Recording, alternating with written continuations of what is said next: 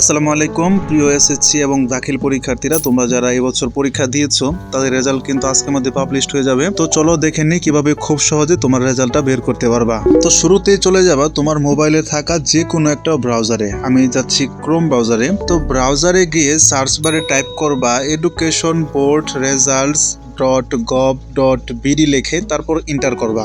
তারপর তোমাকে এরকম একটা ইন্টারফেসে নিয়ে আসবে। তুমি শুরুতে দেখো নেম অফ বোর্ড বলে যে অপশন আছে, এইখানে তীর চিহ্নটাতে ক্লিক করবা।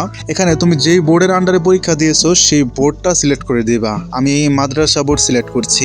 তারপর নিচের দিকে দেখো নেম অফ এক্সামিনেশন, এখানে ট্যাপ করে তুমি এসএসসি পরীক্ষা দিয়েছো অথবা দাখিল এটা সিলেক্ট করবা। তারপর নিচের দিকে দেখো ইয়ার অফ এক্সামিনেশন, এখানে তুমি যেহেতু 26 সালে পরীক্ষা দিলা তো 26 সিলেক্ট করে দিবা। তো আমি 24 সিলেক্ট করতেছি, আমি 24 সালে পরীক্ষা দিয়েছিলাম। তো টাইপ অফ রেজাল্ট এখানে ক্লিক করে এটা যে দেখাও ইন্ডিভিজুয়াল লেখা আছে, ইন্ডিভিজুয়াল অর ডিটেইলড রেজাল্ট, তো এখানে ক্লিক করবা। তারপর নিচের দিকে দেখো রোল নাম্বার এবং রেজিস্ট্রেশন নাম্বার, তো দুইটা রোল এবং রেজিস্ট্রেশন বসায় নিবা। তো তোমরা যারা এসএসসি পরীক্ষা দিলা, সামনে এসএসসি তে ভর্তি হবা, তো তোমাদের জন্য বেস্ট একটা ওয়েবসাইট ডিজাইন করা আছে। ইংরেজি প্রথম পত্র, ইংরেজি দ্বিতীয় পত্র, বাংলা প্রথম পত্র, বাংলা দ্বিতীয় পত্র, আইসিটি এবং ইসলামের ইতিহাস, এই 4টা বিষয়ের উপর ফুল একটা ওয়েবসাইট এটা। তো তোমাদেরকে যদি একটু এক্সপ্লোর করে দেখাই যে ইংরেজি সেকেন্ড পেপার, এখানে ঢুকলাম। তো এখানে ঢোকার পর ধরো আমি একটু আর্টিকেলে প্রবেশ করি। এখানে যদি একটু সময় নিয়ে দেখো, তো এখানে দেখো আর্টিকেলের নিয়মাবলী অর্থাৎ রুলস, এখানে যদি ট্যাপ করো তোমরা, এখানে যত নিয়ম যত সহজে বোঝানো যায় একদম উদাহরণ দিয়ে এক্সাম্পল দিয়ে ব্যাখ্যা দিয়ে এখানে কিন্তু দেওয়া হয়েছে।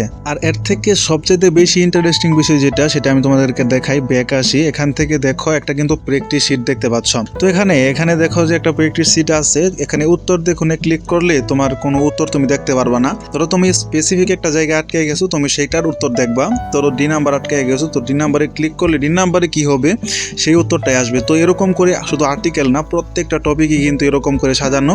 আর ধরো এই যে এক্সারসাইজ করেছো, তো তুমি এটাকে চিহ্নিত করে রাখতে পারবে। এখানে ক্লিক করলে এটা দেখো এটা আপনি কমপ্লিট করেছেন। তো এটা তোমরা চাইলে ভিজিট করে দেখতে পারো। তো ওয়েবসাইটে আসার জন্য ব্রাউজারে টাইপ করো jamilacademy.pages.dev লিখে।